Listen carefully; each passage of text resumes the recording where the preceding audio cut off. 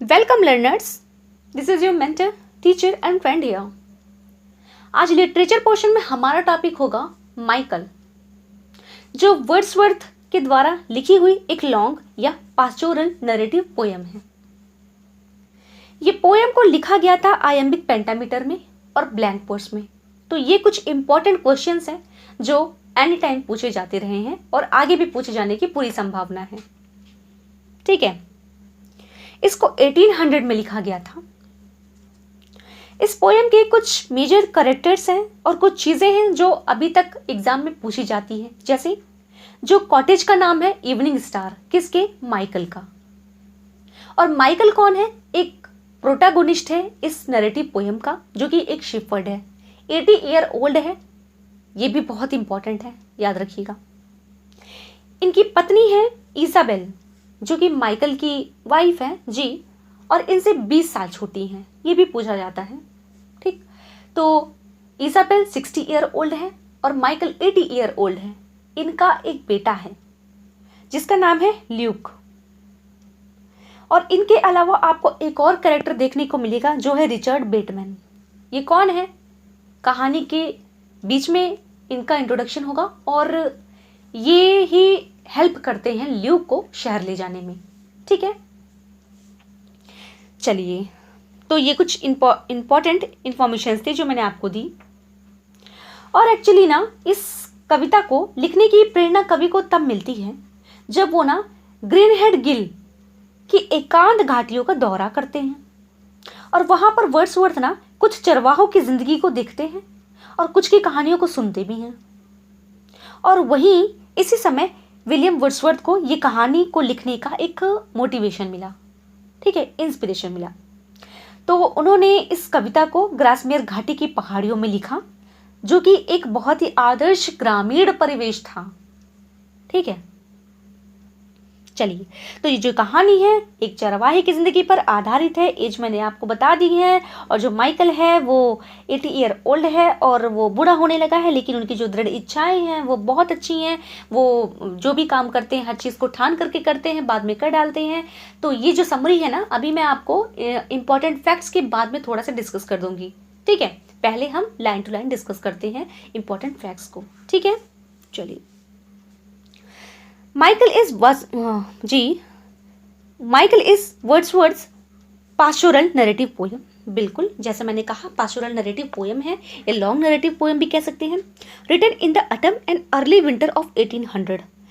1800 जो समय था, साल था, उसके पतझड़ से लेकर के शुरुआती विंटर तक ये पोयम लिखी गई। और कहाँ पे? डव कॉटेज, टाउनडन, ग्रासमेयर में। ठीक है, कहाँ लिखी गई इंपॉर्टेंट है, ये आप याद रखेंगे। The poet writes about man. अब इसमें क्या लिखते हैं कवि, जो पोएट है वर्ड्सवर्थ, वो लिखते हैं अबाउट मैन, मानव के बारे में, हार्ट ऑफ मैन, मनुष्य के हृदय के बारे में, और ह्यूमन लाइफ, और जो मानव की लाइफ होती है, जो जीवन है, उनके बारे में लिखा है। And relationship of man and nature, और मानव और प्रकृति के बीच जो रिश्ता है ना मनुष्य का, वो भी दिखाया है। Michael is a shepherd. जैसा मैंने कहा, माइकल एक चरवाहा है। He lives in Grasmere Vale. वो रहते हैं ग्रासमेयर वेल में। He is 80 years old. Yes, 80 साल के हैं। He loves the rocks and fields. वो नेचर से बहुत प्रेम करते हैं, पहाड़ों से, मैदानों से, खेतों से। Isabel is his wife. और इसाबेल उनकी पत्नी है। She is 20 years junior to him. ये इंपॉर्टेंट है। तो 60 साल की इसाबेल है, 80 साल के Michael. Luke is their son, और जो उनका बेटा है वो है Luke. Isabel works at the spinning wheel. जो इसाबेल है ना, वो व्हील पे, चक्र पे स्पिनिंग करती है, सूत काटने का काम करती है। ठीक है। Evening star is the name of the cottage. ये तो वैसे तो सब इंपॉर्टेंट ही है, लेकिन ये एग्जाम में आया है। ठीक है, याद रखेंगे। The son Luke attains the age of 18। तो जो उनका बेटा है, सन है ल्यूक, वो 18 ईयर का होता है। Misfortune comes to the family, और जो दुर्भाग्य होता है ना, वो आना शुरू कर देता है फैमिली में। ठीक। Luke leaves for London where he takes to evil courses. Luke जो होता है ना उनका बेटा, उसको जाना पड़ता है लंदन, और फिर वहां पे ना वो बुरी आदतों के शिकार हो जाता है। माइकल एंड इसाबेल डाई, और जो माइकल इसाबेल है वो दोनों मर जाते हैं। The cottage is pulled down, और जो उनका घर रहता है उसको गिरा दिया जाता है। There remains the oak tree only, जी ये भी इंपॉर्टेंट है। लास्ट में क्या बचता है, एक ओक ट्री बचता है। The poem is full of pathos, ये भी पूछा जा सकता है, याद रखेंगे। It is Michael's morality which helps in feeling the depth of the passion, ambition and pathos. और माइकल की मोरलिटी ये रहती है जो कि उसको हेल्प करती है पैशन में, एम्बिशन होने में और पैथोस में। ठीक, Michael lives to love his son, और माइकल जो होता है ना वो अपने बेटे से बहुत प्रेम करता है। The moral failure of his son breaks his heart, और जो मोरल फेलियर होता है ना उसके सन का, ल्यूक का, वो उसके हृदय को तोड़ देता है।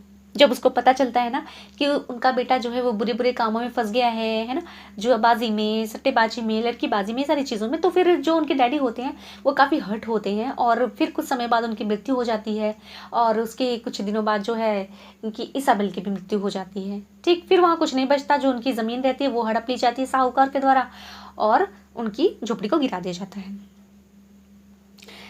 हाँ, Luke is good when he is in contact with nature. तो जब उनके घर पे था, प्रकृति के संरक्षण में था, तब तक ल्यूक का कुछ गड़बड़ नहीं होता, तब तक वो ठीक था। But when he goes to London, जब वो लंदन चला जाता है, he becomes a prey to evil habits, जकड़ लिया जाता है किसके द्वारा, इविल हैबिट्स के द्वारा। Hence this poem narrates the tragedy of Michael's shattered hopes in unadorned blank verse. और इसी प्रकार से ना ये जो कहानी है इसको सुनाया जाता है, नरेट किया जाता है, ये एक जो माइकल है, माइकल की ट्रेजेडी के रूप में, ठीक है, और जिसको लिखा गया है ब्लैंक वर्स में। क्लियर? चलिए, तो आइए आपको जल्दी से 2-4 मिनटों में इस कहानी को हम फिनिश करने की कोशिश करते हैं। आपको बताती हूँ मैं सिर्फ समरी, ठीक है। होता ये है ना कि जो माइकल हैं और उनकी पत्नी हैं, ये दोनों बहुत ही आराम से अपना जीवन व्यतीत करते हैं। इनका एक बेटा होता है जो कि देखते देखते 18 साल का हो जाता है, ठीक है। और जो माइकल रहते हैं और उनका बेटा, ये दिन भर ना भेड़ों को चराते हैं और शाम को अपने घर वापस आते हैं। लेकिन जब घर वापस आ जाते हैं ना तो भी इनका काम खत्म नहीं होता, क्योंकि भाई गरीब आदमी थे, चरवाहा थे। तो ये अपनी भेड़ों को जब चरा करके आते हैं ना तो पहले सूप पीते हैं, दूध पीते हैं, और उसके बाद फिर से काम पे लग जाते हैं। कौन सा काम होता है? औजारों को बनाना, और जो उनकी भेड़ है उन भेड़ों के बाल वाल वो निकालने का काम करते हैं, ठीक है। तो जो माइकल है उनका एक सपना है कि वो अपना एक शीप फोल्ड बनाए, ठीक है। और इस प्रकार से उनका सपना है, वो मेहनत करते हैं, बनाना भी चाह रहे हैं। तो उनका जो जीवन है ना बहुत ही सम्मानपूर्वक तरीके से चल रहा है। लेकिन जब उनका बेटा 18 साल का हो जाता है ना, तब वहीं से मिसफॉर्चून आना शुरू हो जाता है। क्या? कि माइकल का एक भतीजा है जो एक व्यापारी है, और एक बार उसे अपने व्यापार में पैसों की ज़रूरत पड़ी तो उसने माइकल से पैसे मांगे। लेकिन माइकल के पास देने के लिए पैसे तो नहीं थे, तो उसने किसी से अपनी जो है ज़मीन वो गिरवी रख दी, ठीक है, और उसके बदले उसको पैसा दे दिया। होता यह है कि जब वो अपनी एक सेकेंड हाँ, तो होता ये है ना कि जब उसके भतीजे को पैसे की ज़रूरत पड़ती है तो वो माइकल से मांगता है। माइकल के पास तो पैसे नहीं होते उस वक्त, तो वो किसी और से पैसे दिलवा देता है। तो जब समय आता है और जिससे उसने पैसे लिए रहते हैं वो अपना पैसा मांगता है, तो माइकल वापस नहीं कर पाता। तो क्या करता है कि उसकी ज़मीन गिरवी रख ली जाती है, ठीक है, साहूकार के द्वारा। अब तो बड़ी विपदा आन पड़ी। तो जब उनकी ज़मीन को गिरवी रख लिया जाता है तो समस्याएं बढ़नी शुरू हो जाती हैं। और इस घटना के बाद ना माइकल बहुत दुखी हो जाता है। तो 2 दिन बाद वो अपनी पत्नी से कहता है, मैं इस जंगल में पला बड़ा हूँ और मेरी अब इस उम्र में मेरी ज़मीन चली जाए, मुझे ये बर्दाश्त नहीं होगा। और क्योंकि अगर जब मेरी ज़मीन चली जाएगी तो मैं अपनी कब्र में शांति से रह नहीं पाऊँगा, सो नहीं पाऊँगा। तो अब होता ये है कि पैसे किस तरीके से आए। तो वो अपने जब दुख की बातों को बताता है ना माइकल, तो उसमें ये एक कमिटमेंट भी करता है कि मैं सूर्य से भी ज़्यादा मेहनत करता हूँ, ठीक है। कैसे मेहनत करता हूँ? Because the son himself scarcely been more diligent than I, यानी देन माइकल।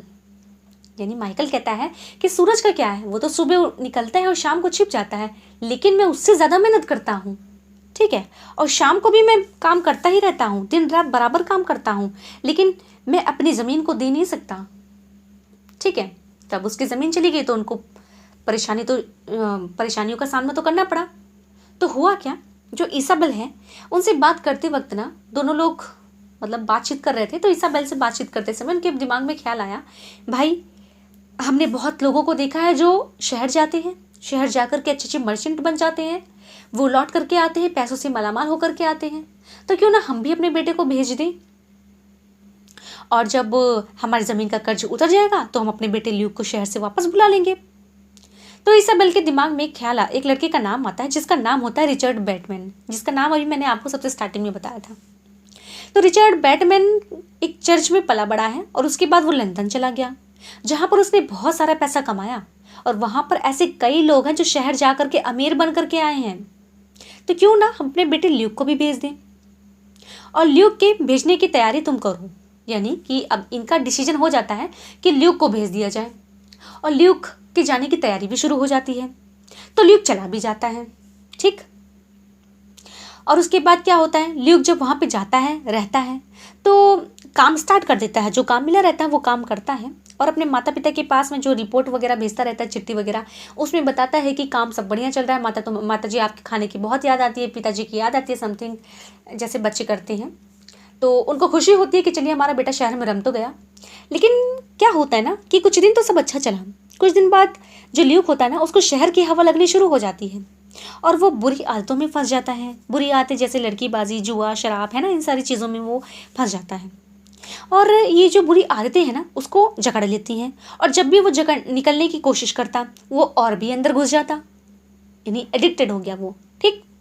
तो क्या हुआ ना, ल्यूक को अपना काम जो है ना उससे हाथ धोना पड़ा, और वो इतना बदनाम हो गया ना कि जब ये सारी चीज़ें पता चली माइकल को तो उसे बहुत दुख हुआ।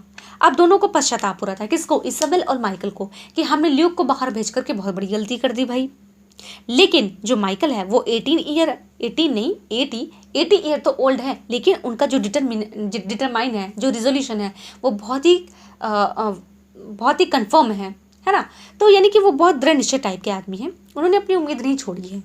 तो उन्होंने अपने औजारों को उठाया और मेहनत करने के लिए वो खेतों की तरफ चल पड़े, ठीक है। और वो ये कहता है, उसके पास एक डॉगी भी रहता है, एक्चुअली डॉग रहता है।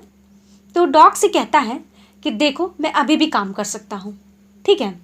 और उस जो डॉग है ना, डॉग की जो कंपैरिजन है ना वो अपने ल्यूक से करता है, ठीक है। तो वो कहता है डॉगी से कि बेटे ने तो मेरा साथ छोड़ दिया, लेकिन अब यह कुत्ता मेरे साथ मतलब मेरे साथ रहेगा, ठीक है।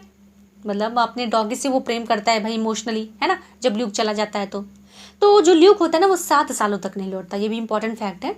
7 सालों तक वो नहीं आता है, ये लोग इंतज़ार करते हैं। तो होता क्या है कि जो माइकल है उनकी मृत्यु हो जाती है, ठीक है, और उसके 3 साल बाद उनकी पत्नी की भी मृत्यु हो जाती है। और इस प्रकार से जब दोनों मर जाते हैं तो जो ज़मीन रहती है वो सारी जो साहूकार रहता है वो भी हड़प लेता है, मतलब साहूकार, ठीक है, पैसा वापस नहीं किया जा सकता एक्चुअली। और उसके बाद में जो उसकी जो झोपड़ी रहती है उसको भी साहूकार गिरा देता है। अब लास्ट में क्या बचता है, कुछ नहीं बचता है तो सिर्फ एक ओक ट्री, ठीक है। तो इसी के साथ में ये स्टोरी कुछ समाप्त हो जाती है। मैंने आपको एक व्यू दिखाने की कोशिश की जितना मुझे पता था, बाकी अगर आपको पढ़नी है तो आप इसका PDF डाउनलोड करके लाइन टू लाइन पढ़ सकते हैं, ठीक है।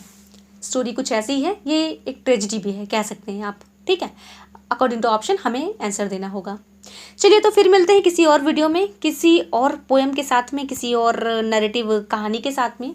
और अगर आपको वीडियो अच्छा लगा तो लाइक करिएगा, सब्सक्राइब करिएगा, शेयर करिएगा। And thanks for watching, bye bye.